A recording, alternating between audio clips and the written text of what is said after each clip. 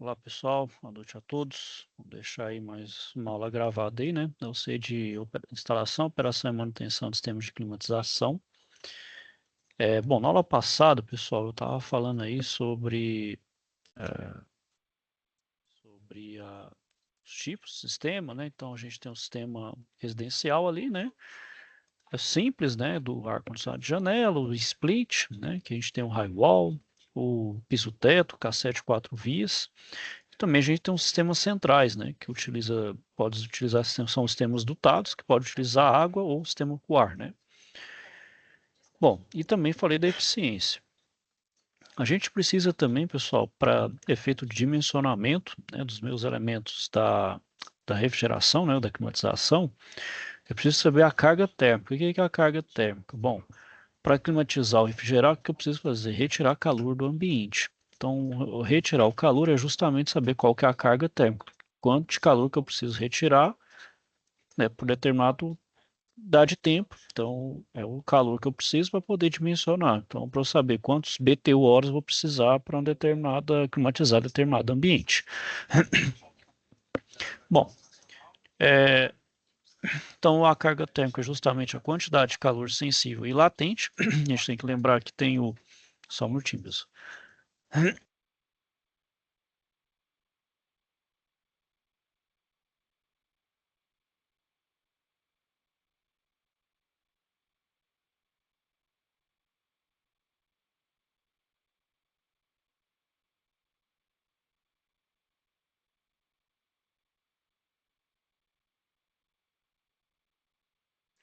Bom, pessoal, então é a quantidade de calor sensível e latente que eu tenho que ser tirada, né?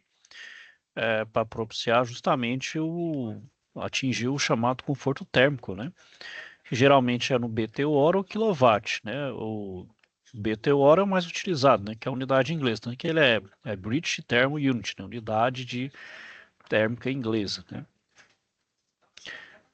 Bom, é o fluxo de calor que vai por convecção, também tem um calor sensível, né, que é por variação de temperatura do ar sem alteração de umidade, né, ou seja, eu não altero a umidade. E o calor latente é aquele que vai ter alteração da umidade, né, ou que minha água evapora ou condensa, né. Então, essa aí são os dois tipos de calor. Então, um vai ser com relação ao próprio ar e o outro pela umidade que tem contida no meu ar, né. Bom, e a gente viu lá no módulo passado, que a gente utilizou uma norma que é antiga, lá de 1983, que é a 5858. Ela está defasada, mas ela ainda dá um bom indício ali, bom norte ali de quantidade de carga térmica. A gente tem agora a norma 16401. Ela é bem mais complexa e ela leva muito mais coisas em consideração, para dar um nível de carga térmica mais preciso. A gente viu lá que lá na norma 5858 que a nossa norma está muito aproximada por fator. E esses fatores, querendo ou não, pode dar uma boa estimativa da carga térmica, porém com um certo erro, pode ser para mais ou para menos, mas tem. Esse ele dá um pouco mais de precisão, né? Justamente ali para eu poder ter uma assertividade um pouco melhor nesse dimensionamento. Bom, então, pessoal, o que eu preciso saber, né, sobre os cálculos da carga térmica? Eu preciso saber, então, a vazão do ar em litros por segundo, de ar padrão, né, que é corrigido para massa específica. Eu preciso saber o zoneamento, né, as zonas térmicas, a envoltória, que é a diferença entre a temperatura interna e a externa, né, da externa e da interna, somada à radiação solar incidente. As fontes internas de calor, então pessoas, né, calor sensível e latente, as próprias pessoas, fonte de calor e umidade, as infiltrações, né, seja por frestas, portas e aberturas, e eu considero então a vazão de ar exterior, as pessoas, as paredes, teto e vidros, equipamentos de iluminação. Opa, boa noite, Isa, tudo bom? Achei que ninguém ia entrar aí, eu já comecei a gravar. Bom, uma coisa que a gente, Boa uma noite, coisa que a professor. gente, opa, tudo bom, José? Tudo bom, professor? Tudo Vamos certo aí. embora. Vamos embora. Então, Bom, então a primeira parcela da carga térmica que eu preciso saber é a vazão de ar exterior. Mas por que vazão de ar exterior? Eu não preciso retirar o calor de fora, por que que eu vou infiltrar calor? Na verdade, você não infiltra calor. Esse ar exterior, ele faz necessário. Por quê? A gente precisa renovar o ar que a gente respira. Porque se a gente fecha ali tudo, né? A gente blinda toda a nossa área, nosso ar fica saturado, né? A gente tem que lembrar que a gente, né, inspira oxigênio e expira CO2. Mas só que esse CO2 precisa ir embora para a atmosfera, a gente precisa renovar o ar. Então, Aí, professor, tira uma dúvida referente a essa renovação de ar. No caso, os ar-condicionado Sprint, ele faz essa renovação de ar? não porque Não, né? ela não capta o ar externo, né? E Ela não pega o ar externo. Você precisa, vez ou outra, ali abrir a janela ou a porta para renovar o ar mesmo, né? Para ter uma renovação do ar. aí vamos supor aí que num ambiente que a gente tenha, num quarto aí totalmente fechado com um splint desse aí, sem ventilação. Aí como é que se diz? Fica muito, vamos dizer assim, acumulado um CO2 no quarto, né? No ambiente, né? Sim, isso mesmo. Aí você sente Aí sono. nesse caso aí, como a gente não tem esse sistema aí de ventilação para, vamos supor, o sistema natural, né? Que é uma abertura de janela, que é justamente para fazer essa troca de renovação de ar. Aí a gente não tem esse caso, a gente poderia fazer através de uma exaustão mecânica, né? Sim, aí a exaustão você pega o ar externo, né? Você capta o ar externo. Você Uhum. pode fazer a exaustão para retirar o ar e um para captar o ar também. Para Você pode captar. usar um para captar e o outro para expulsar, né? Então, para ter uma renovação de ar ali mínima, né? Por exemplo, a norma hospitalar, né? Não é essa norma aqui, essa é a 7256, ela já tem uma parte específica lá sobre essa renovação de ar, né? O hospital, né? A área hospitalar tem que ter esse cuidado, né? Um exemplo que a gente vai ter também de renovação, que a gente pode fechar ou abrir, é carro, né? No carro com ar-condicionado, a gente tem aquele botãozinho ali como se fosse uma seta voltando, é quando você fecha a circulação de ar. Então você mantém um ar ali dentro. Por que que utiliza essa recirculação de ar? Porque você economiza na questão do combustível, né? Já que você atingiu ali o conforto térmico, o compressor ali não precisa ficar trabalhando, né? Só que o seu ar não se renova. Tô Por isso que a, entendendo. por isso que à noite, por exemplo, o pessoal que utiliza ar-condicionado à noite, o que que você tem que fazer? Desligar aquele botãozinho para poder entrar o ar, porque de noite a gente já está ali com a tensão baixa, né? E aumenta a concentração de CO2, a gente tende a cair no sono, né? A gente tende a ficar sonolento. Não, no nosso corpo naturalmente, né? Vai aumentando a quantidade de Por CO2, a isso, gente perde a é por isso que oxigenação. é por isso que é recomendado, geralmente, quando você está viajando à noite, abrir, né? Baixar os vírus do carro, né? E desligar o ar, né? Não precisa desligar o ar, você só desliga aquela parte de recirculação do ar, porque aí capta o ar externo. Hum, Aí tô capta o ar entendendo. externo. Aí você pode sentir também quando tem caminhão ali, fumaça diesel, queimado, você sente o cheiro, mas está fechado, é isso, porque você captou o ar externo. Está renovando o ar de qualquer forma. Também você pode abrir a porta, você pode abrir os vidros também, não tem problema. Nada impede, só tem que evitar esse acumulante de CO2 que, né, dá sonolência aí. Então, por exemplo, essa vazão mínima de ar exterior para promover essa renovação de ar, que é proposta pela BNT 16401, vai ter essa fórmula aí. Né? Então, a gente tem duas fórmulas. Primeiro, essa aqui, ó, VEF sobre EZ. O que que é VS? É a vazão de ar exterior a ser promovida no ambiente. Então, é o ar que eu preciso renovar em litros por segundo. Esse VEF é a vazão eficaz de ar exterior em litros por segundo. Aí dentro dele tem uma outra fórmula aqui que eu considero.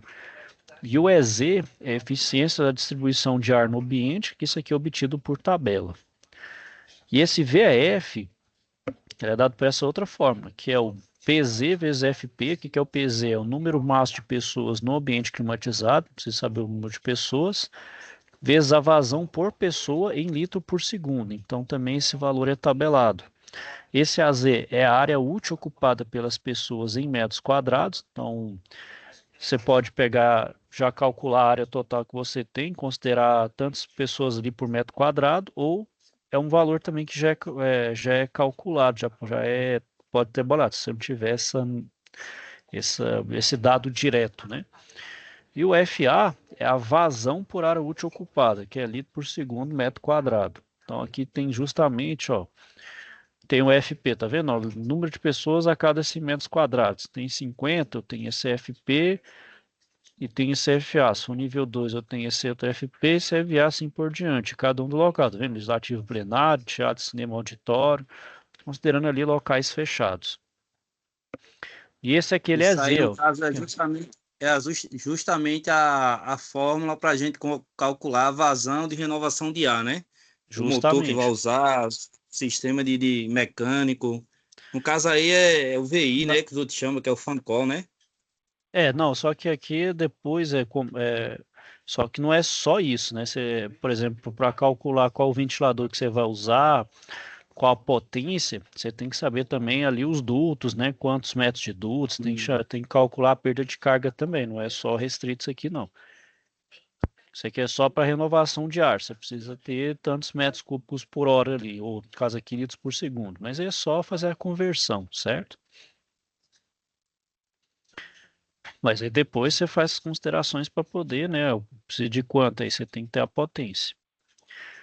Esse aqui é a vazão. Esse outro aqui também é o calor agora de calor sensível e latente devido à vazão de ar exterior. Então não é só o ar. Esse ar que vai entrar ali, ele vai estar com calor associado, né?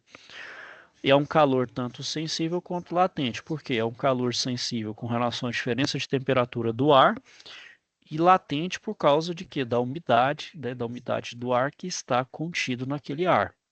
Então, é o calor que eu preciso retirar, tanto do próprio ar quanto da umidade ali contida. São essas duas fórmulas aí, ó. Então, eu tenho Aí, de... a respeito da umidade, professor, ela também é retirada com o sistema de renovação de ar, né? Porque o nosso... a nossa forma de climatizar o ambiente, José, é retirando umidade. Né? A umidade vamos dizer assim, um dos principais fatores que tem temperatura mais alta. Você pode ver que quando a gente, né, tem ar-condicionado, o ambiente que tem um ar-condicionado, a umidade é baixa. Aqui em Goiânia, a gente não sente tanto aqui porque o nosso ar é predominantemente seco. Mas, por exemplo, pessoal no caso vocês aí que estão em área litorânea, né, em região litorânea, com ar-condicionado, vocês sentem, por exemplo, o ambiente externo do interno, fica um ambiente mais seco, parece que fica, até para respirar, não fica, o ar fica seco. Então, retira a É, pior umidade. que, pior que é mesmo. Eu, como a gente passa muito tempo aí dentro de sala de aula e às vezes escritório, então, com um sistema de climatização que aí às vezes não tem renovação de ar, né? Ele fica meio seco mesmo. É, e sim, mesmo que o ideal tem que ter pelo menos ali um pouco de umidade para poder ter esse conforto também no respirar, né? Não só no térmico, mas também no respiratório, né? Porque a gente precisa ter fica ruim, né? Porque vocês não sofrem tanto, né? Mas aqui, por exemplo, no Goiás, a gente já está começando a ter, mesmo aqui tendo chuva ainda, mas nossa umidade está começando a ficar mais baixa, né? A gente vai começar a sentir aqueles efeitos ali mais para junho, julho, fica extremamente seco. A gente chega aqui a 15, dependendo 10%. Já chegamos aqui a umidade de 5%. É bem, bem, bem seco mesmo. É bem seco, né? É como dizer, respirando, nariz sangrando Aí mesmo. geralmente, aí geralmente, professor, dentro do padrão de umidade assim, que seja confortável assim para a pessoa, né, para o ser humano. ela fica entre um parâmetro de, em média, em quanto? 60%, É, 40%? esse valor é porque o conforto térmico, Zé, é uma coisa muito, é extremamente subjetivo, né? Não tem como, por exemplo, aqui nós estamos nós estamos em quatro aqui, né? Eu, você, o Jefferson e o Juan. Cada um aqui vai ter uma sensação térmica diferente. E também a umidade, né? Tem pessoa, por exemplo, que mora lá no norte, né? Por exemplo, Pará, Amazonas ali, que lá é muito úmido e a pessoa gosta. Aí quando ela vem para cá, que é aquele calor mais seco, ela já não gosta, já é ruim, ela não se sente confortável. Eu, por exemplo, eu estou aqui na região centro-oeste. Aqui para mim a gente está adaptado a situações extremas de ar seco. Então aqui tendo a temperatura ali em torno de 20, 17, 18 graus, beleza. Agora tem pessoa que vai sentir ali o conforto térmico, 23, 24 graus, e uma umidade tem tom de 80%, 90%. O pessoal no norte. Aí, por exemplo, vai habitar ali em torno de 70%, mas o número que eles falam, por exemplo, conforto térmico para temperatura entre 23 e 26 e a umidade média em relação a 60%. Porque também muita umidade é justamente dá aquela sensação que a gente está na panela de pressão. A gente está suando demais, até fica sufocante, né? Fica mais. Até a gente acha mais difícil, né? Sua muito, né? Mas geralmente ali em torno de 60%, né? Não pode ser também muito acima e nem muito abaixo. Então, É uns muito abaixo, né? 60% eu falei que é uma, que é uma boa média, né? Estou falando, a gente não pode falar assim, cara, esse é o ideal. Não, é uma média, é uma estimativa, né? E claro, vai depender também do tipo de atividade. Então, por exemplo, se você está numa empresa, o pessoal se movimenta bastante, tem muita máquina ali, né? Então o pessoal vai transpirar mais. Aí tem também ter esse controle da umidade. Vai jogar mais água para fora, né? Pela transpiração.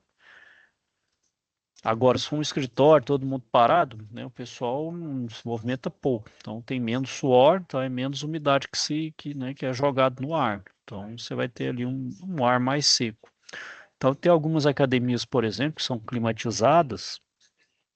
O que elas fazem? Elas jogam um pouco ali de um conteúdo de vapor de água. Por quê?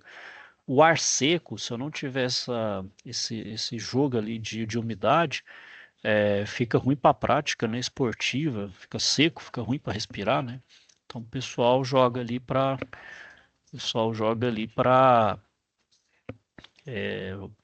para poder melhorar nessa questão aí do controle de umidade. Era, por exemplo, jogando aí pro futebol na época, era de uns trufos, por exemplo, quando o Goiás, né, o time do Centro-Oeste estava lá na primeira divisão por um bom tempo, era um trunfo. Era o Serra Dourada tinha as dimensões máximas de estádio e o jogo era 4 horas da tarde, pessoal.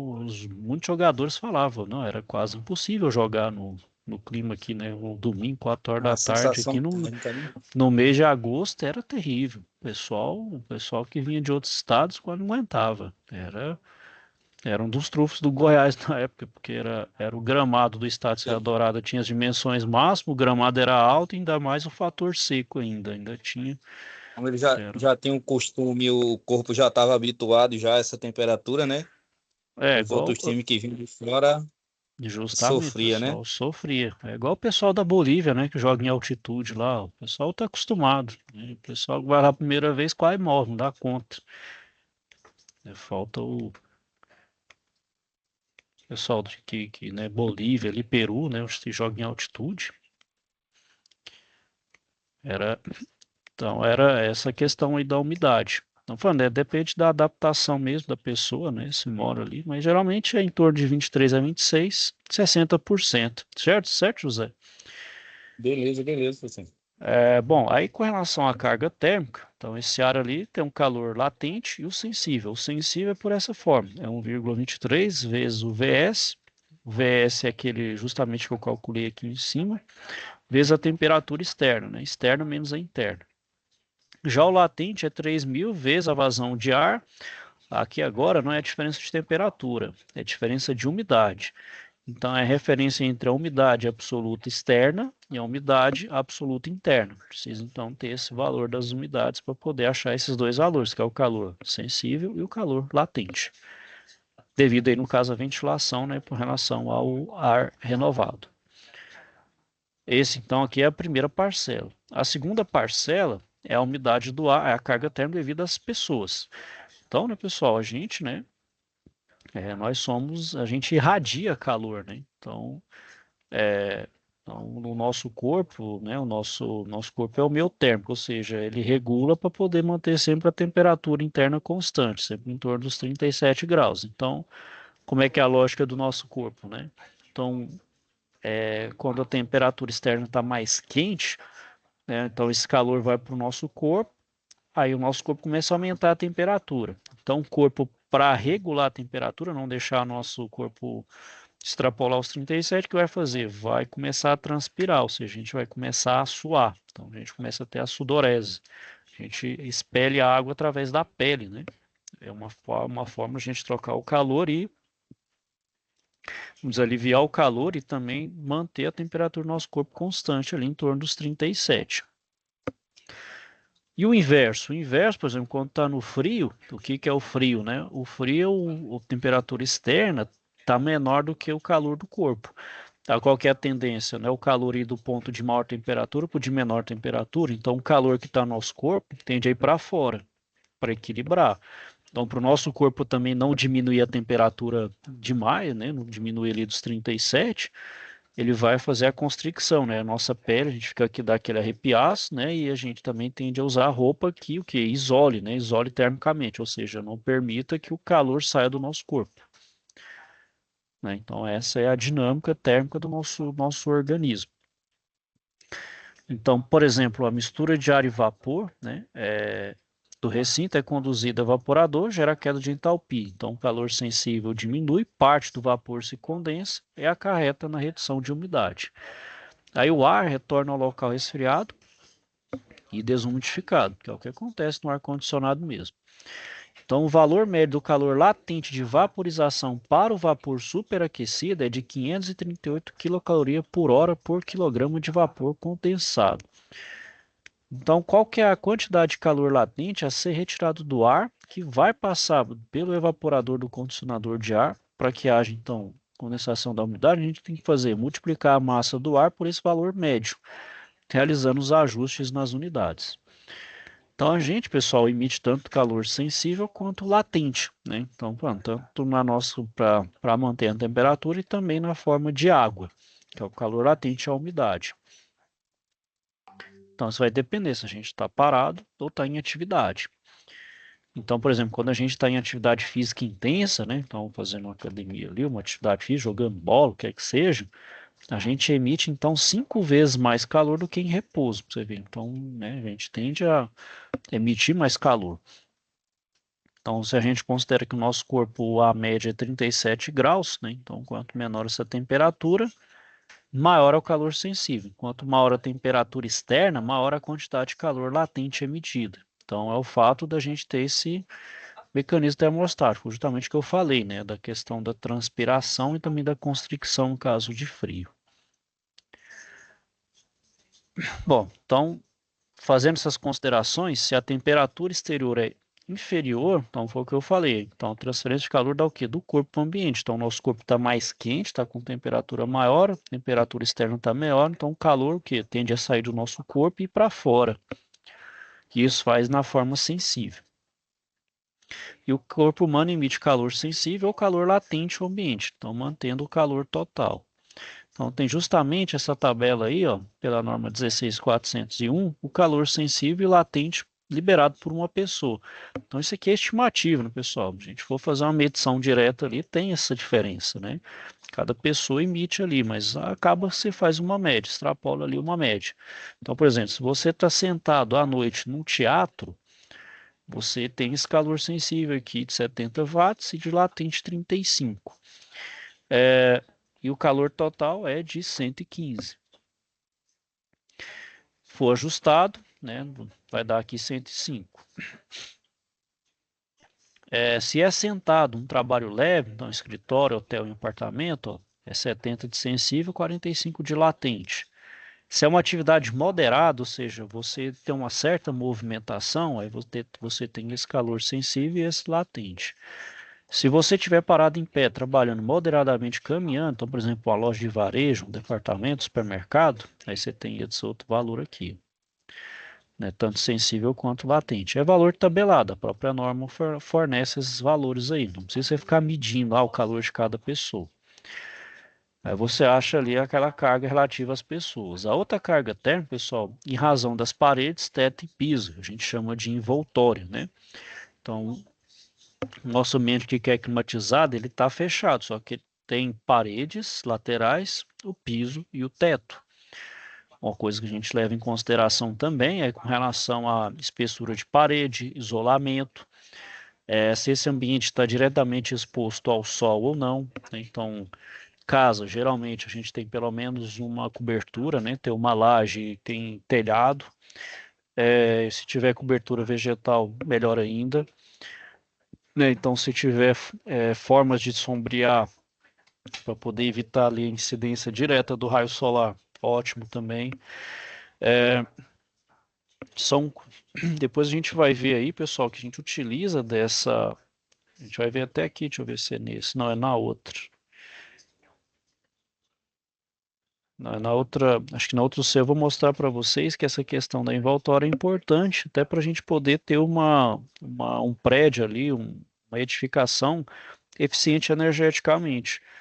Então, aquele prédio que é eficiente energeticamente, necessariamente é aquele que tem um ar-condicionado, né? Só que é aquele que tem um ar-condicionado, mas que ele trabalha o mínimo possível, já que naturalmente eu vou ter um ambiente que favoreça, por exemplo, a climatização natural. Então, seja por sombreamento, uma boa cobertura por cima ali, né, de telhado, sombreamento, árvores, né, ambientes em volta ali que protegem, né, meu prédio, principalmente de insolação direta, né. Bom, então, pessoal, eu utilizo essa equação que é da transmissão de energia. Então, ela tem um diferencial de temperatura em função da insolação e em função da orientação da fachada de paredes e tetos. E esse valor é acrescido na temperatura. Então, claro que a gente tem que olhar para as paredes, né, nas orientações, norte e sul, leste e oeste, né? E o horário também, né? Então, tem os horários de incidência ali, ó. E tanto para forro, a parede vem do sudeste, leste, então tem as várias orientações, isso considerando, ó, uma cor clara. O que que é cor clara? Branco, alumínio. Então, se for outro tipo de cor, é uma outra tabela aqui, que é esse diferencial de temperatura, que é justamente essa fórmula aqui, ó. É a área em metro quadrado, então tem que fazer para cada parede, eu tenho que fazer uma parcela dessa aqui, ó.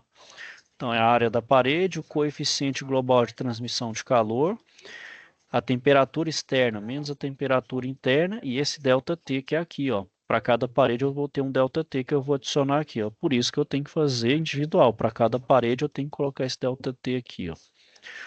E a temperatura externa, como que eu considero a temperatura externa? Bom, o que você faz? Você sempre se baseia no clima mais quente do ano, que é o que? Verão. Então você pega o ápice de calor, que é o verão. Então a temperatura externa, por exemplo, aí na cidade do Recife sei lá, 33 graus. Estou supondo aí do verão, beleza. Então você vai pegar essa temperatura externa de referência. E a temperatura interna é aquela que você quer atingir ali o conforto térmico. Você pode colocar o que você, né, entende ali no projeto, se é 25, 20 graus, 22, assim por diante.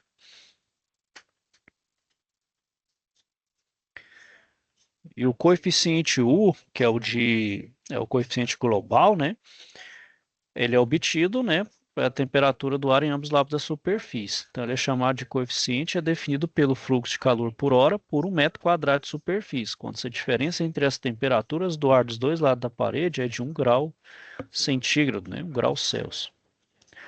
Se a gente utilizar vários materiais nas paredes, né, a gente utiliza a resistência que cada material opõe ao fluxo de calor. é que ele é o inverso das condutâncias, das condutividades e condutâncias somadas, né? Então, por exemplo, deixa eu fazer colocar um pente aqui. Por que que ele fala aí nesse coeficiente U aí, resistência térmica? O que que é isso? De certa forma, a gente faz um análogo na parte elétrica. Então, por exemplo, a gente tem uma parede, né? Então a gente tem ali uma camadinha ali fina de reboco, uma maior aqui que é os tijolos, né? Então vamos supor que aqui que é os tijolos.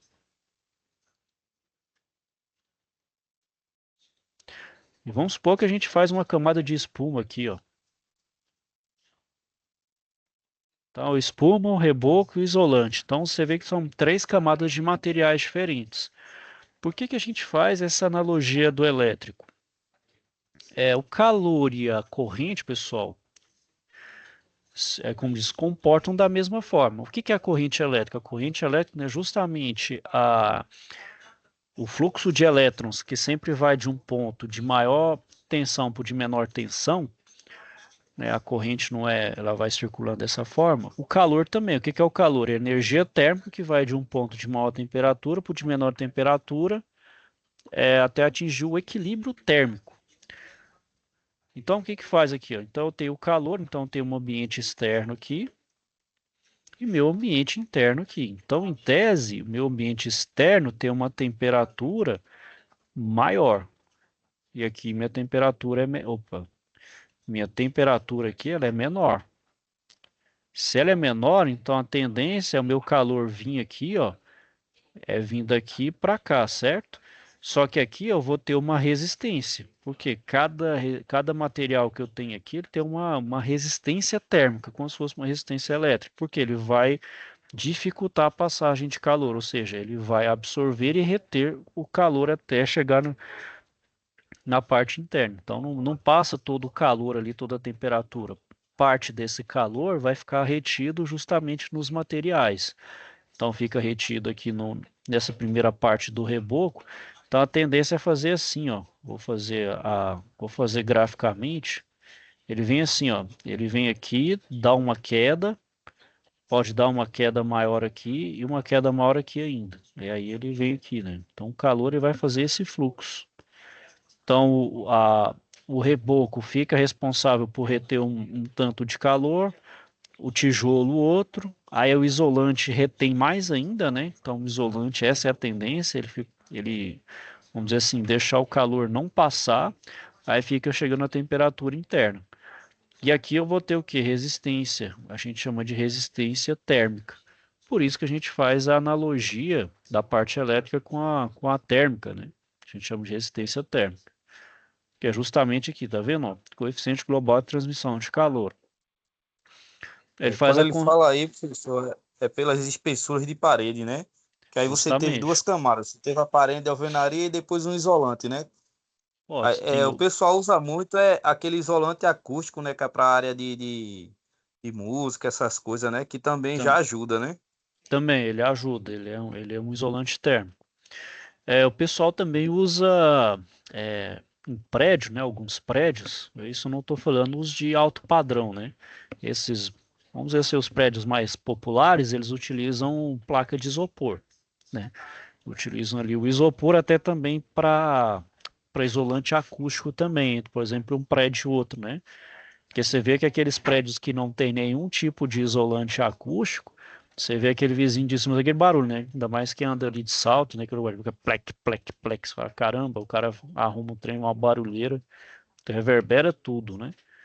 Então o pessoal utiliza ali uma camada ali de isopor. E prédio de alto padrão, claro que vai usar os materiais mais nobres e mais espessos, né? Aí você não escuta nada, é totalmente isolado. Eu utilizo aquelas espumas de isolante, né? Aquelas que expande, né? Então, se injeta, ela tá ali, depois ela vai expandindo, e é uma camada generosa desse isolante. Então, ele ajuda tanto na parte térmica como também na acústica, né? Então, utiliza bastante, principalmente nos prédios. Além disso, da própria argamassa, o concreto, né? Que o prédio vai utilizar ali o concreto, né? A laje ali. E tem as paredes, tá vendo? As paredes, parede de tijolo, ó, qual que é a dimensão do tijolo, a espessura de argamassa lá, assentada em esboço e a espessura total da parede. Cada um aqui vai ter a armação da parede, tá vendo? Do teto, das paredes e do teto. E cada um com coeficiente global de transmissão de calor. Por isso que aqui a gente tem que fazer individual mesmo. Para cada parede eu vou ter um coeficiente global e um ΔT que eu vou adicionar aqui. É como o senhor explicou aí, né? Vai variar, né? Justamente não tem um padrão, é? Isso é uma média em cima do que já tem nas anotações de dados, né? Justamente. E é assim, José, quando você faz esse cálculo de carga térmica, a gente mesmo, por exemplo, a gente faz todo o cálculo aí no final e chega lá num valor. Ah, deu tantos mil BTUs. Aí você, não, vou rever alguma coisa. Se você rever, reconsiderar alguma coisa, já vai dar um valor, já vai dar diferente. A Né? Então variedade é diferente. não é aquele negócio, é uma coisa totalmente exata, sempre vai dar esse mesmo valor. Não, vai depender justamente das suas considerações também. Né? Depende de alguma consideração, também depois chega lá no final, alguma consideração econômica. Você fala, poxa, sei lá, deu 36 mil BTUs lá, deu, sei lá, vamos supor que deu um tanto valor bom. Você fala, caramba, tá muito caro, será que a gente reconsiderar alguma coisa ou até pensar em alguma outra solução para tentar diminuir a carga térmica e por consequência diminuir até o valor do ar-condicionado? Talvez pode ser, né? Você fala, não tem como, vai ter É, que usar esse, né? essas situações, o que pode implicar nessas situações, professor, no meu ver, aí é como se eu estava explicando, né? Dos isolantes térmicos, né? Se eu teve a primeira camada Justamente, de parede, então isso tudo vai implicar no, na carga térmica final, né? Então, vamos supor, se o cliente ele trabalhar a carga térmica justamente das paredes, isso, aquilo, outro, com certeza futuramente, na futura instalação da climatização da casa dele, isso vai implicar no custo com a compra do equipamento, né? justamente. E também, igual outra coisa também, os anteparos. Você tenta evitar ao máximo a incidência solar ali no ambiente que você quer climatizar, é melhor ainda, né? Então, por isso que o pessoal hoje investe naquelas chamadas telhados verdes, né? Que realmente faz ali um gramado mesmo do telhado, plantação em volta para poder, né? Porque o vegetal ele absorve a luz para gerar o seu alimento, né? Então vai absorver aquela luz, então aquela luz que em tese viria para a carga térmica vai diminuir bastante, já que a árvore vai absorver, né? Então isso a gente leva em consideração. Então, desse coeficiente ali, ó, é, a gente calculou a carga térmica, né, das paredes, né, que a gente chama de envoltório. A próxima carga térmica, a parcela, é a potência, né, de impressoras, copiadoras e computadores, mesmo liberando uma parcela significativa térmica no recinto como a carga real que eles liberam.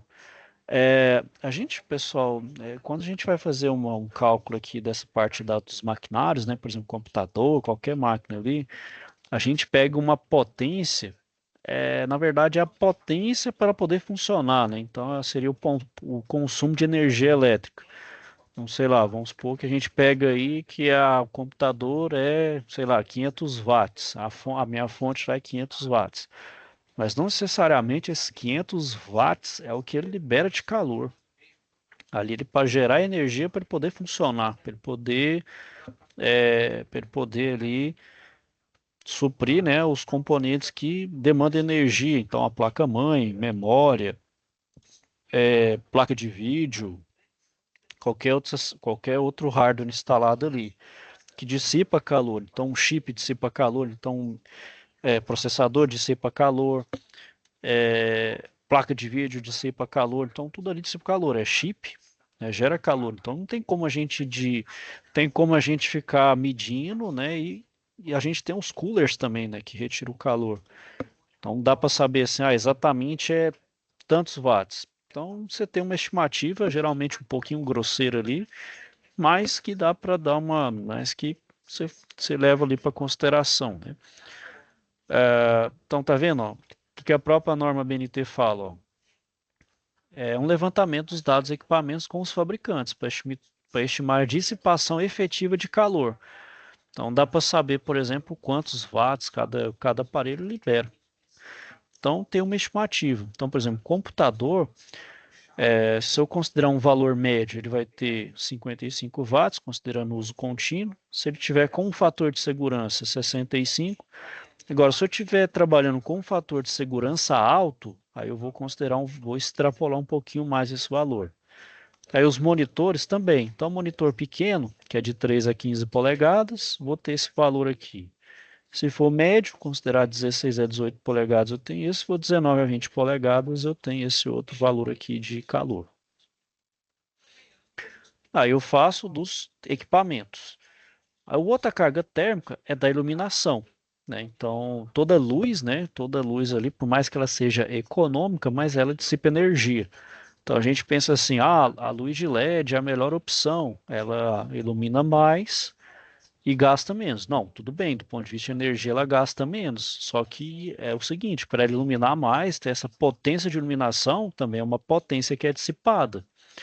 Então essa potência que é dissipada é um calor a mais ali, principalmente no meu ambiente que eu quero climatizar. Então é uma carga adicional. E eu vou ter também aqui essa tabela, que é as taxas típicas de dissipação de calor pela iluminação, que também da própria norma 16401. Então, por exemplo, se eu não tenho informação a respeito da potência das lâmpadas, eu vou utilizar essa tabela aqui, ó. Tá vendo? Então tem as fluorescentes compactas de vapor metálico. Então tem seu nível de iluminação, que é dado em lux, e suas respectivas potências. Então, por exemplo, tribuna, plateia, vai utilizar ali uma luz fluorescente a 150 lux, 10 watts. Geralmente também tem ali um valor de tantos watts por metro quadrado coberto por luz, né? Então, sei lá, uma lâmpada incandescente, tantos watts por metro quadrado, uma LED, tanto, e assim por diante. Então, eu vou ter também, olha lá, se uma iluminação incandescente, a soma das potências vezes um fator de 0,86. Agora, se é uma lâmpada fluorescente, o que é a lâmpada fluorescente, né? Então tem sua própria potência e vou ter também o reator, né? Aquele reator também dissipa calor, vezes um outro fator lá de 0,86. A de LED, né? A potência da lâmpada, vezes ali o fator, por exemplo, da lâmpada de LED. Aí é o calor de iluminação. A outra carga térmica é de infiltração de ar externo. Então é aquele ar, a gente não pode confundir com aquele de ar exterior que eu preciso permitir o ar entrar para poder renovar o meu ar, que é um calor ali associado. Esse é aquele ar, vamos dizer assim, que vem de contrabando, é aquele ar que entra por frestas, né? Então, se o meu ambiente não é devidamente isolado, ele entra por alguma fresta, né? Quer que seja de janela, de porta, qualquer uma das paredes, né? De uma rachadura, né? Dependendo da rachadura, a gente pode entrar perfeitamente. Então, o que eu preciso? Saber também o calor dessa infiltração de ar externo. Então, é a vazão de ar externo que penetra a edificação, né, das portas do perímetro do ambiente por frestas e aberturas diversas. Geralmente é provocada pelos ventos e as diferentes pressões. Bom, então qual que é a forma, pessoal? Qual que é uma solução que até que fala para se evitar, por exemplo, essa infiltração? Mesmo assim, vamos evitar você gerar a chamada pressão positiva. O que é pressão positiva? Então, dentro do seu ambiente que você está climatizando, você tem uma pressão um pouquinho maior, ligeiramente maior do que a pressão interna. Por quê? Isso vai fazer com que a pressão aqui fica maior e a tendência é fazer com que ela saia. E o que está lá fora, que está numa pressão menor, não entre, não infiltre. Porque a pressão da mesma lógica, a pressão sempre vai do algo de maior pressão para o de menor pressão. Então, se eu tiver uma pressão muito grande, é claro que não é uma pressão muito grande, pessoal, uma pressão ligeiramente maior ali, para quê? Para evitar a infiltração do ar, porque de certa forma, eu trago uma solução. Mas mesmo assim, eu faço, né, o dimensionamento ali, utilizando essa carga térmica de filtração. Então, por exemplo, para dimensionar redes de dutos para distribuição de ar, eu preciso então realizar o projeto. Então, eu preciso saber qual que é o trecho, né, qual que é a dimensão, né, realmente retangular, qual que é o comprimento, né, as curvas para poder fazer o quê? qual que é a boca de insuflamento e o local onde vai ser instalado, né? Aí sim eu vou distribuir o volume de ar para cada saída. Então tem aquele, né, aquilo que a gente fez lá, por exemplo, mecânica dos fluidos. A gente precisa o quê? Ter a potência, né? Então aí, ô José, que aí eu calculo a perda de carga, que meu ar tá passando por dentro de um duto, então ele está sujeito a atrito. Por ele estar sujeito a atrito, ele está perdendo pressão. Então, para vencer essa perda de pressão, eu preciso ter a potência necessária lá no meu ventilador para poder insuflar esse ar na vazão correta e para vencer também essa perda de carga, onde eu vou conseguir então insuflar corretamente o ar nos mais diferentes pontos que eu quero insuflar, desde o ponto mais próximo até o mais distante. Lembra lá na mecânica dos fluidos que eu tinha que fazer também aquela redução para manter pressão e também manter o volume Isso, correto? isso. Até É porque, porque por cada. exemplo, se lá no final pode ser, nossa, mas o ar está fraquinho, mas o ventilador está ligado no máximo, mas o pessoal que está mais próximo do ventilador sente ali, mas o pessoal que está mais no fundo não. Então, por isso que tem que ter aquelas, né, aquelas diminuições ali, as transições de As diâmetro reduções ali, de tudo, né? para poder chegar à pressão correta e à vazão correta também. Que aí todos, né, ficam com igual distribuição igual de ar, né, no meu recinto, onde atingir É porque vão atingir ali tudo implica, né? Curva, distância, tudo sim, implica, né? sim, sim. É, O quantitativo de insuflamento, né? De grelhas, no caso, né? isso, as quilhas de insuflamento, as de retorno também, a gente tem que pensar nas de retorno, né, que aí é aquela de retorno, né, que a gente chama de as grelhas de retorno.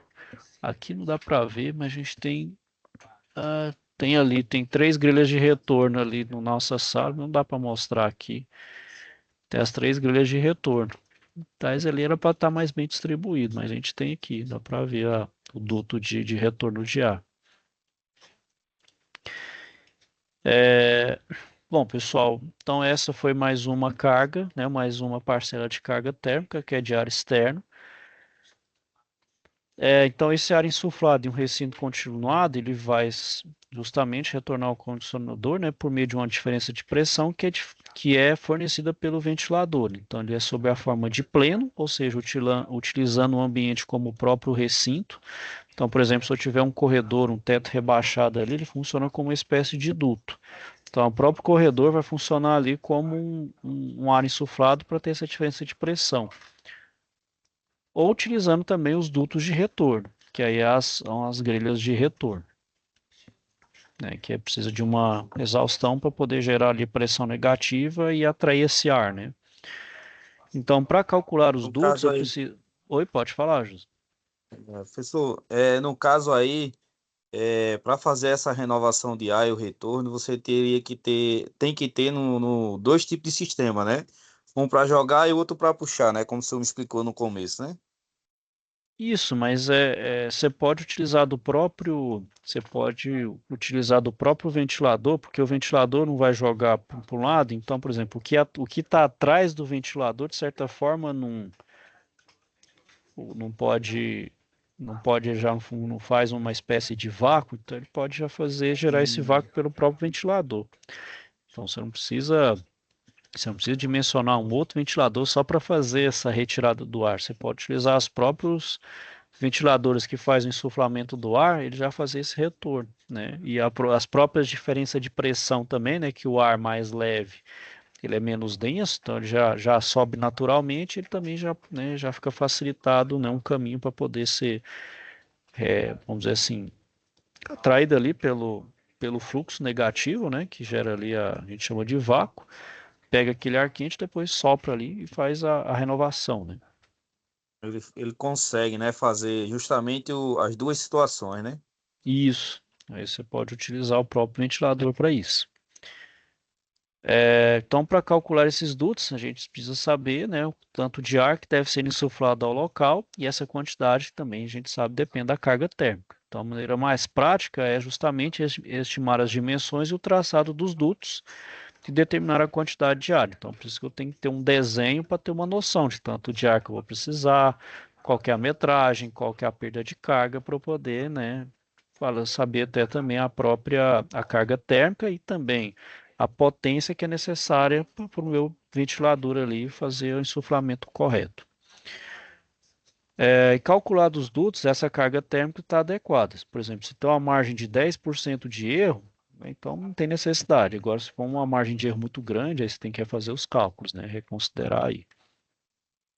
Então, para cada duto, por exemplo, eu vou ter ali a transmissão de calor, né? Então, eu tenho para chapa metálica não isolados, isolados com meia polegada, 1 polegada até o de 2 polegadas. Que aí é o coeficiente de transmissão de calor, né?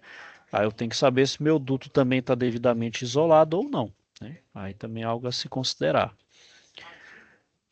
Também tem a carga térmica devido à infiltração de ar externo, né, que também é dado por essa fórmula aqui, que é a área vezes coeficiente global de transmissão de calor vezes esse diferencial de temperatura. Então é justamente essa área lateral, né? Então por que que não é as duas aqui? Porque elas estão abertas, né? O ar vai passar aqui, né? Então por isso que são 4 áreas, né? Então é a área lateral do duto exposto ao calor, coeficiente global, então por isso que eu tenho que ver se esse meu duto está exposto direto ou não. Se ele estiver isolado, melhor, né? Que aí também é uma carga térmica devido à infiltração de ar externo. Então essa é a fórmula aqui, considerando dutos, né?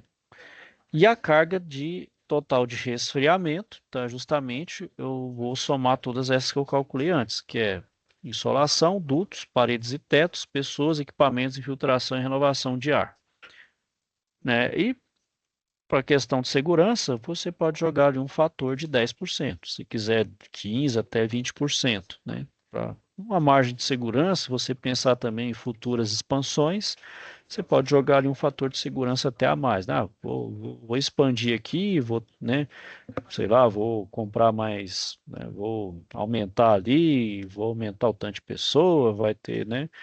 Vou precisar comprar mais, aí você, né, considera ali mais um Tem que maior considerar fator. mais além, né? Isso, joga ali para ter uma segurança a mais. É, bom, para o aquecimento, pessoal, por exemplo, se eu quiser a carga térmica total de aquecimento, é a mesma coisa, só que, vamos dizer assim, é o processo inverso. Só que agora tem que escolher os valores de condição externa e interna de projeto para o inverno. Então, já que é aquecimento, a temperatura externa não é do verão, agora é do inverno, é a menor temperatura. Determinar também as perdas de calor por parede, teto e piso. Então, já que agora o sentido é inverso, eu preciso reter o calor e não expulsar ele, né? Também determinar a perda de calor devido ao ar exterior, assim insuflado no ambiente. A soma das duas parcelas citadas anteriormente, né? Então, no caso de infiltração, dissolação e de geração interna de energia. A taxa de ocupação do edifício e a presença de pessoas e outras fontes de calor. Ok, pessoal? Então, era isso aí que eu queria falar com vocês aí hoje.